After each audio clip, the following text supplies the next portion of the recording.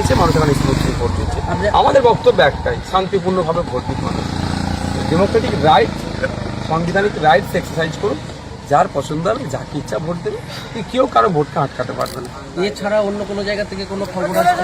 একটা জায়গা হচ্ছে প্রভাবিত করার চেষ্টা করছে, খাবারের প্যাকেট দিয়ে করে এই 4 নম্বর বোতাম টিপে, মানে যেটা তৃণমূলের সেটা বলবে, কিন্তু মানুষ তো 5 নম্বর বোতাম তথা খামচিহ্নকে প্রেস করার জন্য প্রস্তুত নিয়ে নিয়েছে, মনের মধ্যে 5 নম্বর বোতাম ঢুকিয়ে নিয়েছে। কারণ আমি যখন বিভিন্ন র্যালিতে যাচ্ছিলাম, সমাবেশে যাচ্ছিলাম, প্রোগ্রামে, মায়েরা বাপেরা যখন রাস্তা আমাকে দাঁড় করা ছিল, জিজ্ঞাসা করতাম, মা আমার সিম্বলটা কত নম্বরে, সবাই এক বাক্যে 5।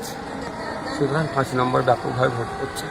গতকালে চালতেবেড়িয়া অঞ্চলে সেখানে আইএসএফ এর কয়েকজন কর্মীকে মারধর করার ঘটনা ঘটেছিল, কি ইনসিডেন্ট হয়েছে রাত্রে আমরা প্রশাসনকে জানিয়েছিলাম, প্রশাসন কমিশন থেকে অ্যাকশন নিয়েছে, দুজনকে গ্রেফতার করেছে, আমরা অভিযোগে দায়ের করেছি। এটার পরে আমি দেখুন ভাঙড়ের নামকে আমি কোনোভাবে কলুষিত করতে পারবো না। সকাল থেকে এখন পর্যন্ত কয়েকটা ছোট্ট ঘটনা ছাড়া ভাঙড়ে শান্তিপূর্ণ ভোট হচ্ছে। আমি ভাঙড়ের মানুষকে বলবো, ভাঙড়ের তৃণমূল নেতাদেরকেও বলবো, এই রেকর্ড আমরা চলুন সবাই মিলে করি।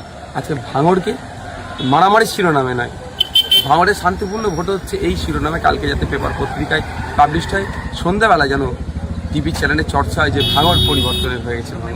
পুলিশের যে নজরদারি, পুলিশের পক্ষ থেকে যেভাবে মোতায়েন হয়েছে পুলিশ, এনআইএ টিম, ডিসিরা আসছেন, আইপিএসরা আসছেন, ভালো পজিটিভ